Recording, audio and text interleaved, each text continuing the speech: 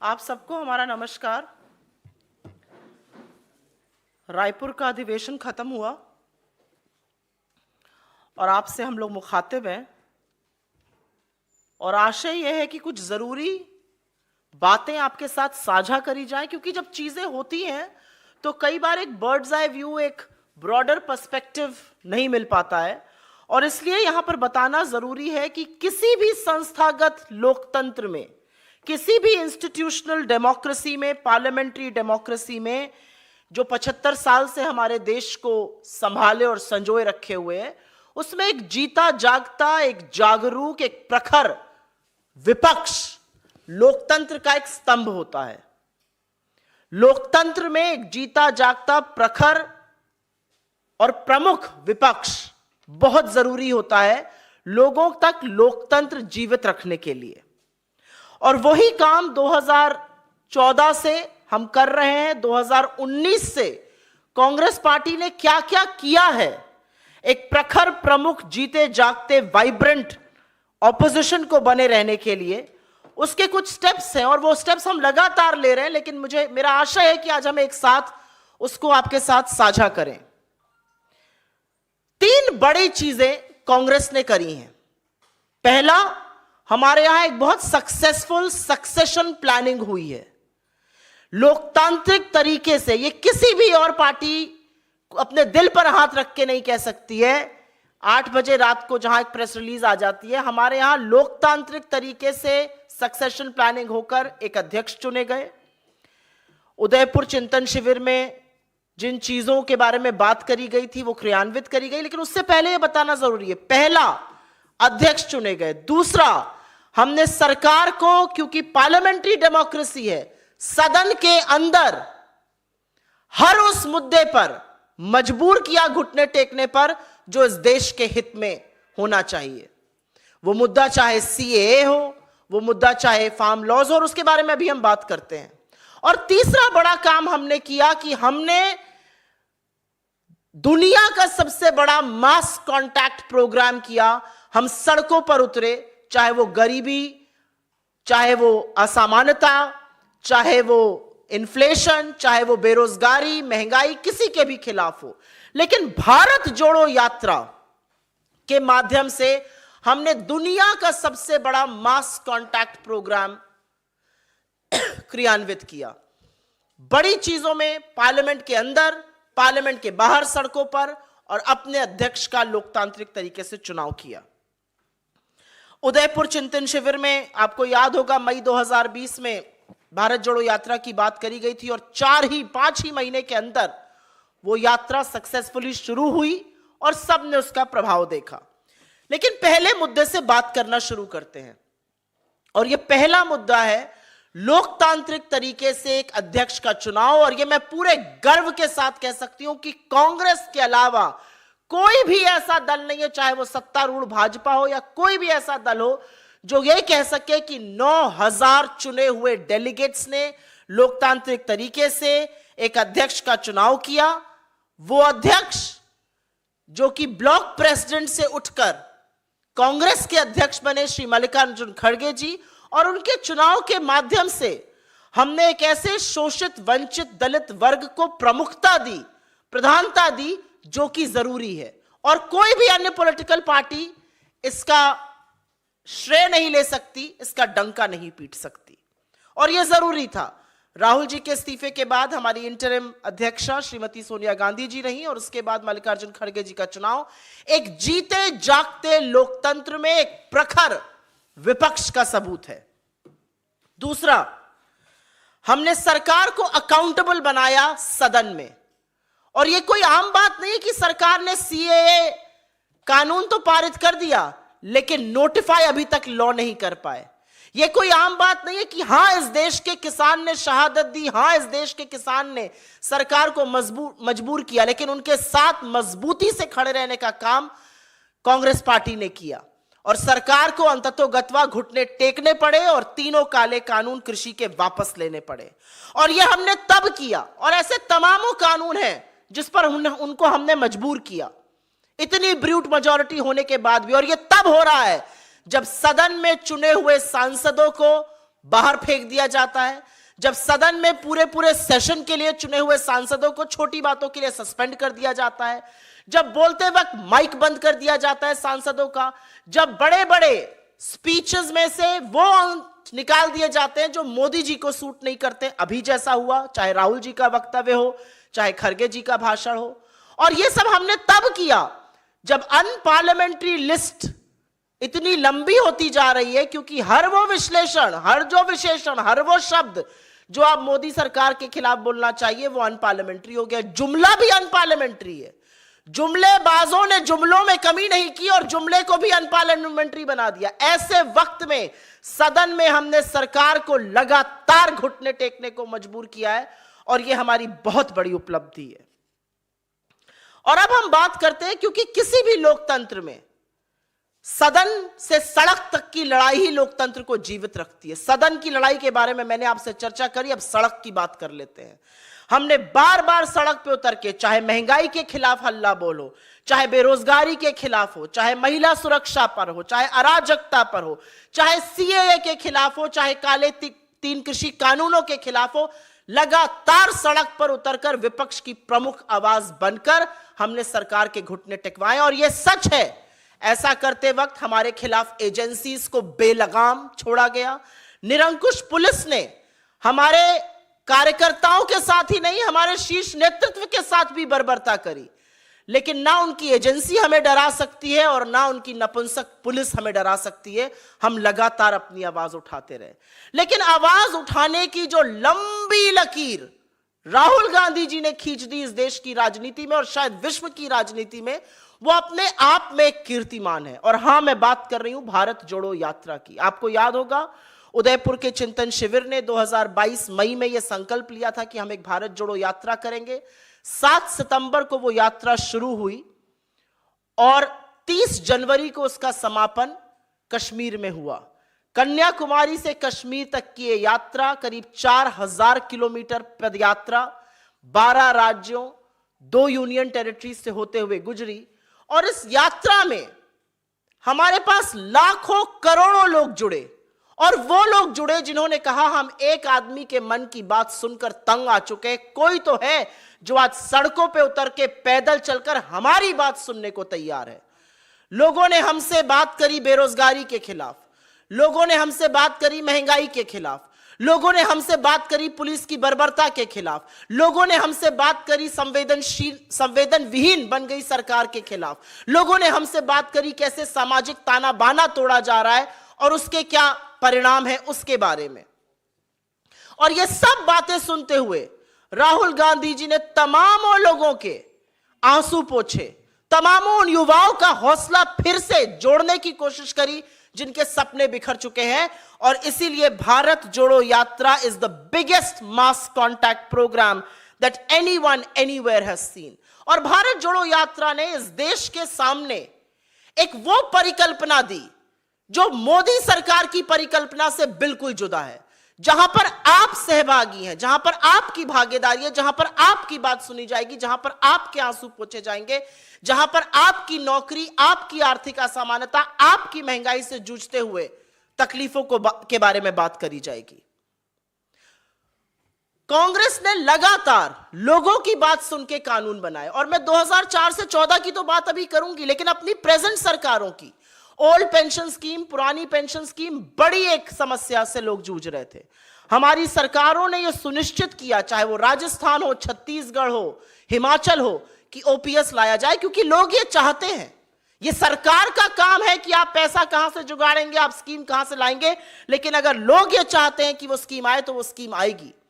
चाहे health insurance scheme Rajasthan की हो, या अभी 500 रुपए में सिलेंडर देने का ऐलान जो उन्होंने किया हो, या छत्तीसगढ़ की जो न्याय योजना हो, और तमाम ऐसी कृषि से संबंधित योजनाएं जो वहां पर जोड़ी गई, जो सबसे ज्यादा खरीद करी गई, हमारी सरकारों ने लगातार ऐसा काम किया है।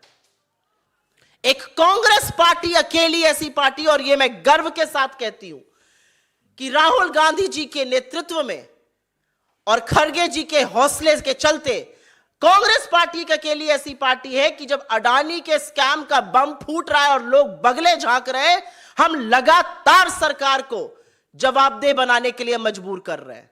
हम लगातार यह सवाल पूछ रहे हैं कि अगर एक समूह के खिलाफ गंभीर संगीन आरोप है स्टॉक मैनिपुलेशन के, बेनामी पैसा देश में लाने के, जिनको आपने एकाधिकार दिया है, एक छत्र राज दिया है, पोर्ट में, एयरपोर्ट में, एग्रीकल्चर में, कृषि में, खाद्य में, आपने उनको एक छत्र राज दिया है, सीमेंट में, रिन्यूएबल एनर्जी में, डिफेंस में, तो बात तो आपको करनी पड़ेगी, आपको सवाल का जवाब देना पड़ेगा। 2 घंटे 40 मिनट तक मोदी जी सदन में बोलते हैं और एक शब्द नहीं उगलते हैं, अडानी का आ नहीं बोल पाते। हम मजबूर करेंगे उनको कि उनको सवालों का जवाब देना पड़ेगा। आप भले राहुल जी के स्पीच के 18 अंक एक्सपंज कर दीजिए, आप बड़े खरगे जी की स्पीच के कितने ही अंक एक्सपंज कर दीजिए, यह सवाल तो आज देश पूछ रहा है कि आपका रिश्ता क्या है और क्या कर रहे हैं आप इसके बारे में। और मुझे फक्र है यह कहते हुए कि कांग्रेस ने अनकॉम्प्रोमाइजिंग, बिना डरे, बेखौफ, निडर, आंख में आंख डालकर सवाल पूछने का काम किया, जिन सवालों का जवाब आपके पास नहीं और उत्तर में आप कांपते हुए हाथों से पानी पीते हैं क्योंकि आपको डर लगता है हमारे सवालों से। और अंत में मैं बात करूंगी, और यह बहुत जरूरी बात है, हाथ से हाथ जोड़ो कि हमारे रायपुर के प्लेनरी सेशन की जो महाधिवेशन 85वां महाधिवेशन रायपुर में हुआ, मैं उसकी बात जरूर करना चाहती हूं। रायपुर के इस महाधिवेशन ने एक नई आधारशिला पार्टी की तो रखी ही, जिसमें ज्यादा भागीदारी दलित, आदिवासी, पिछड़ों, अल्पसंख्यकों, महिलाओं की तो होगी ही, साथ ही युवाओं के लिए एक बहुत अनप्रेसिडेंटेड जो उदयपुर में पास हुआ था और रायपुर ने इसको रैटिफाई किया, रायपुर ने इस पर अपनी मोहर लगाई। Congress party 50% positions across the party 50 साल से कम लोगों के लिए रखेगी, 50 अंडर 50। तो यह एक नई आधारशिला, एक नई प्रखर, एक ज्यादा युवा, एक ज्यादा अजाइल कांग्रेस की तो रखी ही गई। हमने साथ ही अपना कमिटमेंट रिन्यू किया और ये संकल्प लिया और ये एक आधारशिला और भी रखी, एक नींव रखी नए मास कांटेक्ट प्रोग्राम की, बीजेपी आरएसएस की डिविजिव विचारधारा की खिलाफत की, और कैसे हम लाइक माइंडेड पार्टीज के साथ आकर भारत को और मजबूत, भारत को और यूनाइटेड, एकजुट रखने की बात करेंगे। आने वाले महीनों में कर्नाटक, छत्तीसगढ़, मध्य प्रदेश, राजस्थान, तेलंगाना, मिजोरम जैसी जगहों पर चुनाव है और हमारी प्लेनरी ने, हमारे महाधिवेशन में यह संकल्प है कि हम पूरी शिद्दत से, पूरी ईमानदारी से लोगों के पास जाएंगे, उनको अपने एजेंडा के बारे में बताएंगे और सरकार ने क्या क्या गलत काम किया उसके बारे में, और प्रखर होकर पूरी मजबूती से यह चुनाव लड़ेंगे। क्योंकि यह सच है कि 2004 से 14 के बीच में 27 करोड़ लोगों को गरीबी की सीमा रेखा से निकालने का काम कांग्रेस पार्टी ने किया। यह सच है कि 2004 से 14 के बीच के दशक में तमाम ऐसे अधिकार कांग्रेस की सरकार ने दिए, चाहे वो राइट टू फूड हो, चाहे वो राइट टू एजुकेशन हो, चाहे वो राइट टू इंफॉर्मेशन हो, चाहे वो मनरेगा हो, चाहे वो जल जंगल का अधिकार हो, जिसको बार बार तोड़ने का और क्षीण करने का काम भाजपा की सरकार कर रही है। हमने यह संकल्प लिया कि हम सत्ता में आएंगे तो हम संपूर्ण सामाजिक सुरक्षा की बात करेंगे, हम न्याय की बात करेंगे, हम बात करेंगे यूनिवर्सल राइट टू हेल्थ की, सबको स्वास्थ्य का अधिकार मिले। और अब जब हम आगे की ओर देख रहे हैं और आने वाले महीनों में इंपॉर्टेंट चुनाव है, प्रमुख चुनाव है और 1 साल में जनरल इलेक्शन है, मैं आपको दावे के साथ यह कह सकती हूं कि हम अपनी कोई छाती पीटकर फालतू के दावे, फालतू के जुमले नहीं करेंगे, लेकिन यह जरूर कह सकते हैं, यह दावा जरूर कर सकते हैं कि प्रखरता से देश के लोगों की आवाज बनेंगे। सरकार को जिस तरह से अभी तक हमने मजबूर किया है एंटी पीपल लॉज वापस लेने के लिए, वो काम करेंगे और यह संकल्प है कि इस देश को और मजबूत और एकजुट बनाकर ही मानेंगे। I will very briefly make this statement in English for the benefit of those who do not speak and understand Hindi. The institution of parliamentary democracy is perhaps the most effective institution. It has held India in good stead in the last 75 years, and a very important part of that institutional and parliamentary democracy is a vibrant opposition.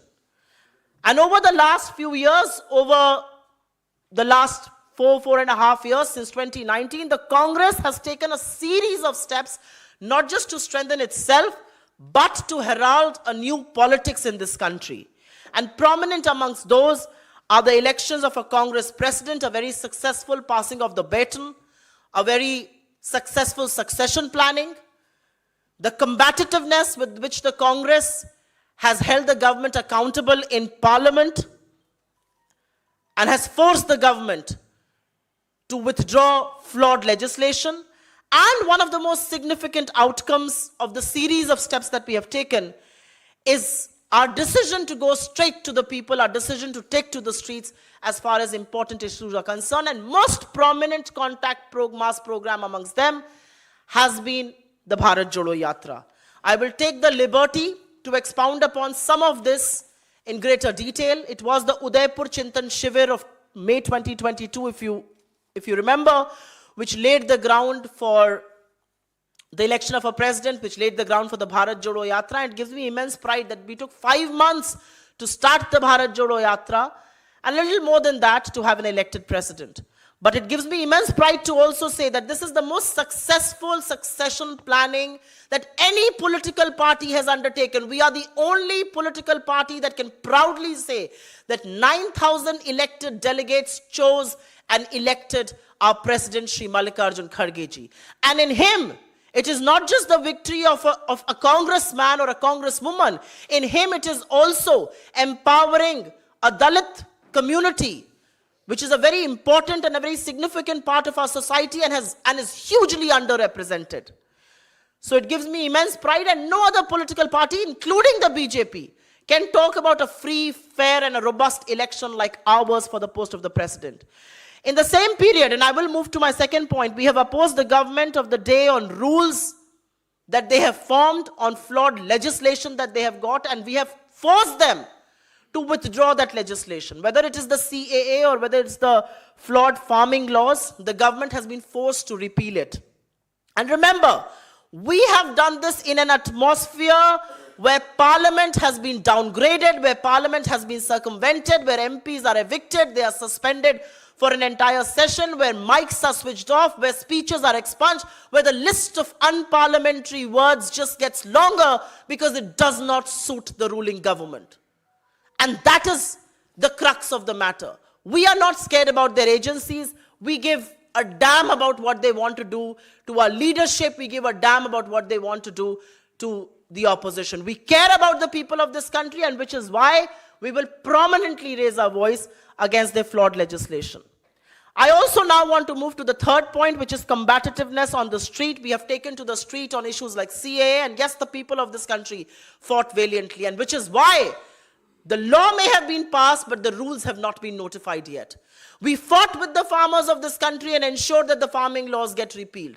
We took to the streets against inflation. We took to the streets against unemployment, against brutal cases of crime against women. And every time we did that, the ruling government has unleashed their agencies against us and has unleashed their brutal police forces against us. Not just against our workers, not just against some of us, but against our top leadership. Manhandling women leaders, manhandling some of our most senior Congress leaders is what this government has resorted to. But guess what? It only makes our resolve harder to fight you, the fascists, with more vigor and forces. I now want to talk about the Bharat Jodo Yatra. It took us 5 months from May 2022 to September, actually 4 months, to September 22 to start the largest mass contact program anywhere in the world. 12 states, 2 union territories spread across 5 months, 4,000 kilometers, and Rahul Gandhi ji has perhaps set the bar so high that no politician in this country or perhaps the world over can cross that bar. And that bar is to go to the people directly, There were millions, there were crores of people who joined us. And what were they talking about? They were talking against inflation. They were talking against backbreaking high prices. They were talking against unemployment. They were talking against leakage of papers. They were talking about the divisive agenda of this government. They were talking about the kind of brutality that the police forces are forced to mete out. They were talking about an India that is being purposely kept divided and distracted. And in Rahul Gandhi, they see hope. In Rahul Gandhi, they see a vision. In Rahul Gandhi, they see perhaps a man who is willing to listen to your pain and find solutions and not be an ostrich like Mr. Modi and look the other way when people come up with your problems. And which is why the Bharat Jodo Yatra was meted with blatant lies, with reputation assassination, and they unleashed agencies against people who joined them. But who is scared of your agencies? Perhaps you, not us. The Congress has consistently responded to the demands of the people, which is why Rajasthan, Chhattisgarh, Himachal got the OPS, the old pension scheme back.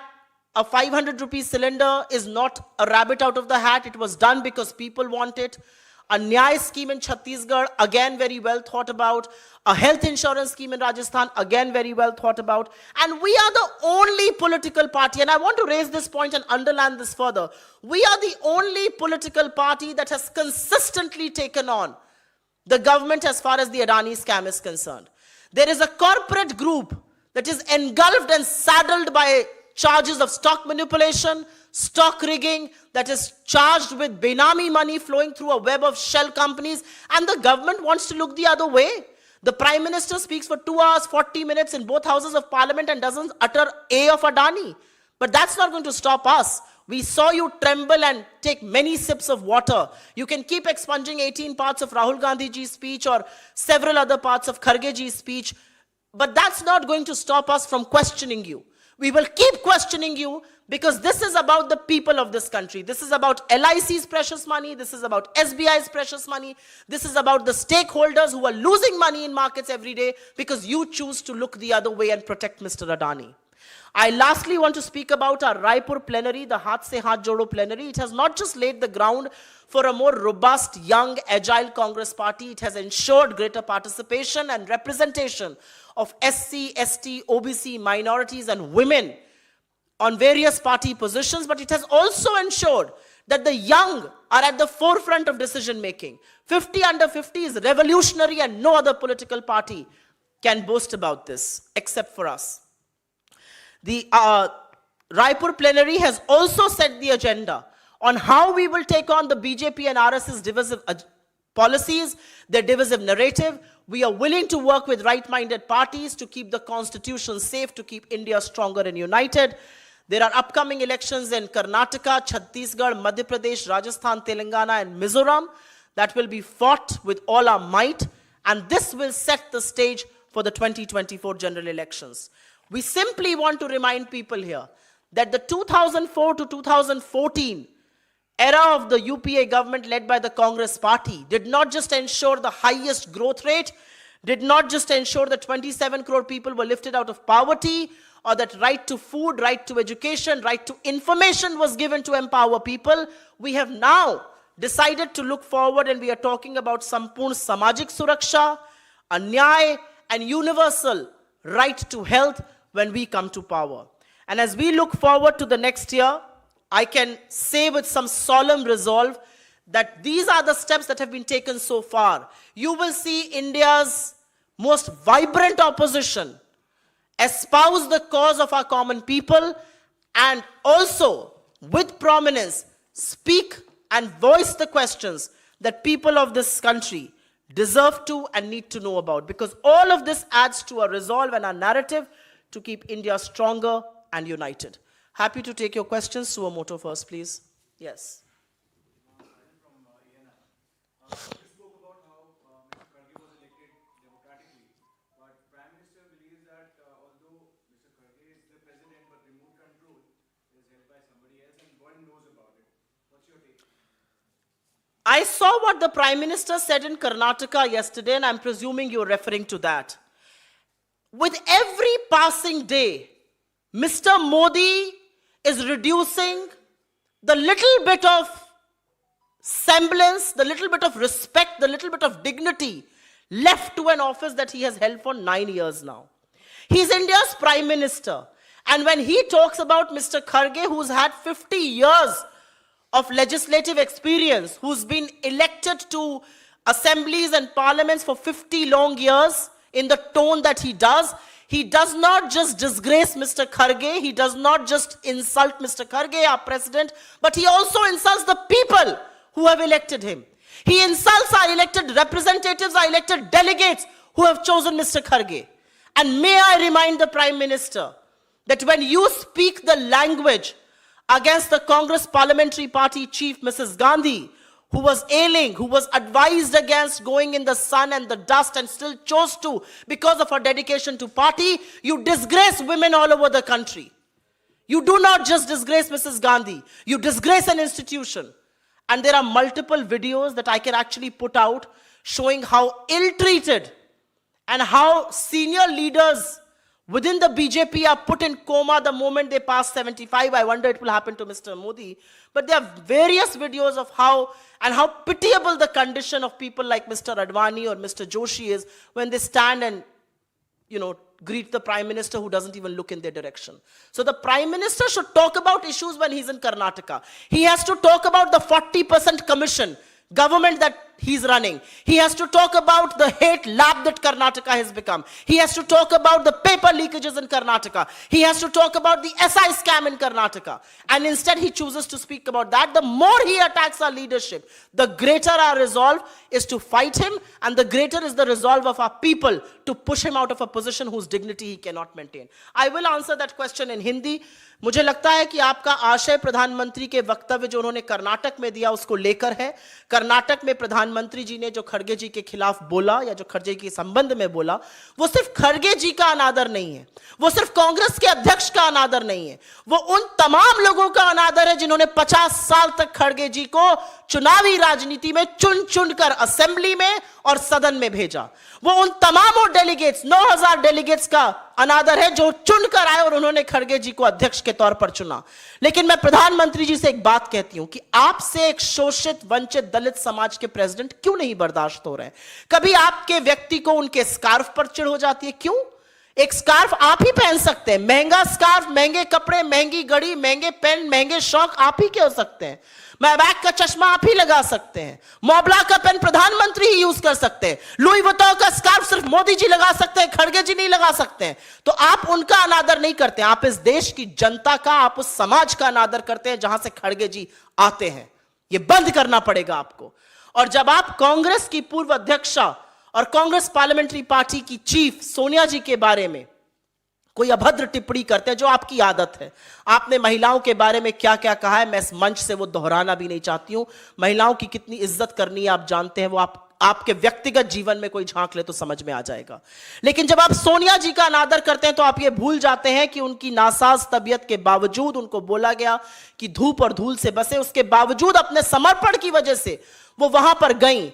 और मैं आपको व्यक्तिगत तौर पे बोल सकती हूं क्योंकि मैं मंच पर उनके जस्ट पीछे बैठी हुई थी, और जो मैंने उनका आचरण और अपने शीर्ष नेतृत्व का आचरण एक दूसरे के लिए सम्मान, आदर, प्रेम देखा, वो मेरे लिए आदर्श आचरण का नमूना है। ऐसा कोई वक्त नहीं था जब खड़गे जी खड़े हुए और सोनिया जी तुरंत अपनी सीट से उठ के खड़ी नहीं हो गई।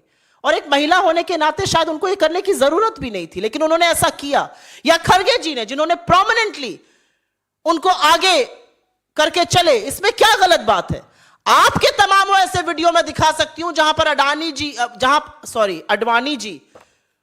जी तो आपसे जी हजूरी कराते हैं, अडवाणी जी आपकी जी हजूरी करते हैं।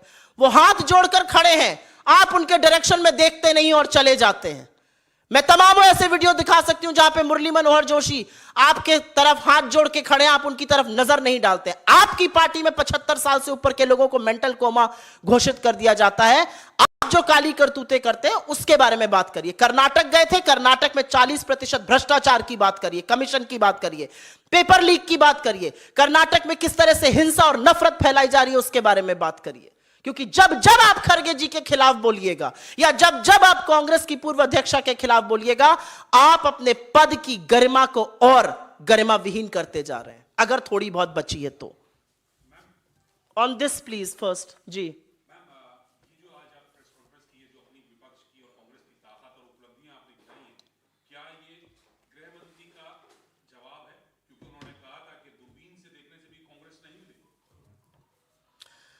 गृह मंत्री ऊल जलूल बातें बोलने के आदी हैं। गृह मंत्री से मेरा एक सवाल है, पूर्वोत्तर राज्यों का बड़ा दौरा कर रहे थे चुनाव के दौरान, अब जरा यह समझाएं कि असम और मिजोरम में गोलीबारी क्यों हो रही है। थोड़ा यह समझाएं कि कर्नाटक जो भाजपा शासित है और महाराष्ट्र भी जो चोरी से भाजपा शासित है, तलवारें क्यों खिंची हुई हैं। थोड़ा यह समझाएं कि कश्मीरी पंडित क्यों चुन चुनकर मारे जा रहे हैं। इन बातों का जवाब दें। वो इधर उधर की उलझुल की बातें करनी छोड़ दें। आज मैं इस मंच से पूछना चाहती हूं, लगातार कश्मीरी पंडितों की हत्या की जा रही है, उसके बारे में यह सरकार क्या कहेगी। आप व्हाट्सएप से घटिया वीडियो बनाकर राहुल गांधी जी के चलवाइएगा कश्मीर के, यह आपकी उपलब्धि है। शर्म आनी चाहिए अमित शाह जी को। जी जी आज आपने प्रेस ब्रीफिंग किया कि 3 चीजें आप लोगों ने महत्वपूर्ण की है रायपुर महाधिवेशन के बाद। क्या ये विपक्ष को भी बताने की कोशिश है, क्योंकि बहुत सारी विपक्षी पार्टियां, जो खड़गे जी ने कहा कि यूपीए के मॉडल पे होना चाहिए, बहुत सारी विपक्षी पार्टियों का कहना है, जिसमें जेडीयू भी उनकी तरफ से नीतीश कुमार कोशिश में विपक्ष एकजुट हो कि यूपीए का मॉडल आज की तारीख में स्वीकार नहीं होगा, क्योंकि 2009 और 2024 के बीच बहुत पानी बह गया है। कैसे देखती हैं, क्या कहेंगे? यूपीए का आधारभूत ढांचा क्या है। यूपीए या 2004 से 14 की जो सफल सरकार हमने चलाई, जिसने इस देश को हाईएस्ट ग्रोथ रेट दी, 27 करोड़ लोगों को पॉवर्टी से निकाला, विश्व में भारत का परचम लहराया, उसका आधारभूत ढांचा, उसकी नींव क्या है। उसकी नींव है लोगों की बात करना, उसकी नींव है लोगों तक ट्रांसपेरेंसी पहुंचाना, चाहे वो राइट टू इंफॉर्मेशन हो। उसकी नींव है कि हर कोई व्यक्ति इस देश का भूखा ना सोए, राइट टू फूड। हर बच्चे को शिक्षा का अधिकार हो, राइट टू एजुकेशन। हर व्यक्ति को काम मिले, मनरेगा। तो बिल्कुल ये एवोल्यूशन है, ये आधारभूत ढांचा है और इससे विपक्ष की कोई पार्टी नकार नहीं करती है। लेकिन ऑब्वियसली 2009 से 2024 की स्थिति अलग है, 15 साल बीतेंगे और अलग एक आधारशिला बनाएंगे। इसीलिए आज हम संपूर्ण सामाजिक सुरक्षा की बात कर रहे हैं, इसीलिए आज हम बात कर रहे हैं न्याय की, इसीलिए हम आज बात कर रहे हैं यूनिवर्सल हेल्थ स्कीम की। तो बिल्कुल जैसे 1991 का जो इकोनॉमिक लिबरलाइजेशन हुआ और 30-35 साल तक देश ने उसके फ्रूट्स खाए, आज एक नया मुखर होने की जरूरत है और बिल्कुल विपक्ष उसके साथ आके मुखर होगा। मुझे नहीं लगता कि नींव बदल सकती है, ढांचा बिल्कुल बदलेगा और एवॉल्व होगा, और एवोल्यूशन जीवन का नियम है। मैम, मनीष सिसोदिया की गिरफ्तारी पर एक सवाल है। गिरफ्तारी का स्वागत किया आपके दिल्ली कांग्रेस के प्रदेश अध्यक्ष ने, दिल्ली इकाई ने, और बल्कि इस मामले में शिकायतकर्ता भी दिल्ली कांग्रेस रही है एमपी के पास। लेकिन कल जयराम रमेश ने जो बयान दिया, उससे ऐसा लगा कि कांग्रेस मनीष सिसोदिया की गिरफ्तारी पर उन्हीं विपक्ष के उन अन्य नेताओं के साथ खड़ी है जिन लोगों ने आलोचना की है सीबीआई की कार्रवाई की। तो कांग्रेस का ऑफिशियल स्टैंड क्या है मनीष सिसोदिया की गिरफ्तारी पर? अमूमन तो मैं इस पर टिप्पणी नहीं करना चाहूंगी, लेकिन यह भी किसी से छुपा हुआ नहीं है कि सरकार की एजेंसियां, सरकार का तंत्र, सरकार की ईडी और सरकार की सीबीआई भाजपा के किसी भ्रष्ट नेता के पास नहीं जाएगी। कोई सवाल नहीं है कितने भ्रष्टाचार के आरोप लगे हों। अडानी जी पर अभी तक सीबीआई ईडी नहीं पहुंचेगी, ना इनकम टैक्स पहुंचेगा, ना डायरेक्टरेट ऑफ रेवेन्यू इंटेलिजेंस पहुंचेगा, ना एसएफआईओ आएगा, ना सेबी बोलेगा। चुप्पी बरकरार है, क्योंकि सैया भय कोतवाल तो डर काहे का। सारी एजेंसी और सारा तंत्र ले देकर ऑपोजिशन के खिलाफ ही क्यों जाता है, यह अपने आप में एक सवाल है। लेकिन अपने आप में एक यह भी सवाल है कि जब दिल्ली तड़प रहा था बिना ऑक्सीजन के, तो हम शराब नीति बना रहे थे। एक यह भी सवाल है भारतीय जनता पार्टी से, 7 आपके सांसद हैं, 8 आपके विधायक हैं, आप कौन सी कुंभकर्ण की नींद सोए थे? क्यों नहीं आप शिकायतकर्ता बने? इस शराब घोटाले पर आपका बिल्कुल सही कहना है, हम ही शिकायत करता है। लेकिन जो ब्रूट फोर्स इस्तेमाल अपोजिशन के खिलाफ होता है, वो लगातार होते जा रहा है और उसको हम देख रहे हैं और उस पर हम बिल्कुल टिप्पणी करेंगे। सवाल इस घोटाले को लेकर हैं और रहेंगे, लेकिन क्या यह उचित कार्रवाई है, इस पर भी सवाल उठेगा। सवाल इस पर भी उठेगा कि जब हमारे नेताओं को गिरफ्तार किया जाता है, जब हमारे शीर्ष नेतृत्व को ईडी बुला बुला के प्रताड़ित करती है, तब क्या आम आदमी पार्टी ने एक शब्द भर्त्सना का बोला था? उनके अंदर वो नैतिकता नहीं होगी, लेकिन हमारे अंदर अभी जिंदा है। नैतिकता क्या कहती है? ओवरऑल नैतिकता क्या कहती I have answered your question. I have answered your question. I don't think there is any ambiguity in what I have said. I have simply said that as far, I don't want to make a huge comment on this, but it is also true that the agencies of the government, that the entire system, the ecosystem of the government is only directed against the opposition. Where are the cases against Hemanta Biswa Sarma? Where are the cases against Yeddi? Where are the cases against Narayan Rane? Where are the cases against the Reddy brothers? I mean, this is a question that one must ask. Why are your guns completely trained against opposition leaders? And is this a measurable stance that has been taken? I don't know about that. I also want to ask the BJP, today you want to arrest somebody and you want to be holier than thou, but what were your 7 MPs in Delhi and 8 MLAs and all your councillors doing when this policy was being made? Where were they? They are not the original complainants. The original complainants against the liquor policy is the Congress party. And I also want to ask the Aam Aadmi Party only 2 questions. That do you realize staying silent when the opposition is being attacked is not a choice anymore? When our leaders are arrested and when our leaders were questioned by the ED, you know who was conspicuously silent? It was the Aam Aadmi Party. They may not be robustly speaking about it, but I think morality, public life demands that we say the use of agencies against the opposition is very, very telling. In equal breath, I will also say that the liquor policy needs to be investigated. At a time when Delhi was struggling without oxygen, the priority of the government was to make liquor policies, and then there are some very serious allegations. But that set aside, if your income tax, ED, CBI have to act on charges of corruption, begin at home. अगर इसके अलावा हो तो पूछिए please, ये मैंने बोल दिया है. हाँ, क्या है आपका सवाल? सवाल ये है कि मैम जैसे भारत जोड़ो यात्रा जो है कि मास लेवल कॉन्टैक्ट काफी सक्सेस रहा, लेकिन 3 राज्यों के जो एग्जिट पोल के जो आए हैं वो आपकी फेवर में नहीं. इस पे आप क्या कहेंगे? आपने अपने सवाल का जवाब खुद ही दे दिया, ये एग्जिट पोल है. आपके फेवर में नहीं. एग्जिट पोल है, एग्जिट पोल पे मैं क्यों जवाब दूंगी? 2 तारीख को बात करेंगे.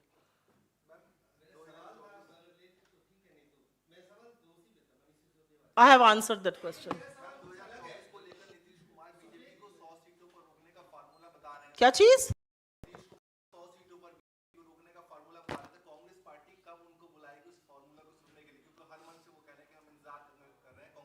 आपको कैसे लगता है कि हम उनसे बात नहीं कर रहे हैं?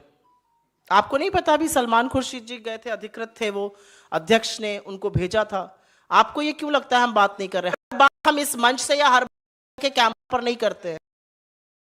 हमारी उनसे बातचीत चल रही है, उसकी चिंता भाजपा ना करे, आप लोग को जरूर करनी चाहिए. हमारी बातचीत चल रही है. कोई और सवाल? जी, कोई और सवाल इस पर? But do you see, I mean, do you see internal contradictions in the opposition unity? Because, you know, you are ultimately, state after state, the Congress is being diminished, and there is a third force, so, you know, the third alternative, even though you say that it will help the BJP, it is a reality. How are you going to be able to have, you know, unity of secular... I don't remember if it was you or a friend of yours or a friend of mine from media who asked exactly the same question to Rahul ji, who sat exactly in the position where I'm sitting on the 31st of December 2022, I think his year-end press conference. And he gave a very logical and a very honest answer. And the answer is that the opposition is completely united. Let us not get swept away by the narrative that the opposition is divided. Obviously, circumstances of different states, political compulsions of different states will be different. But at a larger, broad, national political narrative, there is no doubt in our mind that this government has to be defeated. These fascist forces have to be thrown out. We will go to the people to seek that. There is no doubt in our mind that our constitution has to be protected. There is no doubt in our mind that the poor of this country, the young of this country have to be given work. There is no doubt in our mind that unemployment is the biggest crisis of our times. And I don't think there is any contradiction on this whatsoever. It is also very fashionable for people to say there are internal contradictions. You know where the internal contradictions are? When 19 allies of the BJP have deserted the BJP since 2019. Find out the names, the prominent ones you already know. My leader has said so, that there will be times when we will be taking a larger leap, there will be times when we will take 2 steps backwards, but it is all in the quest of keeping this country stronger and united. My leader has said this. I don't need to keep repeating that. Thank you. Thanks very much.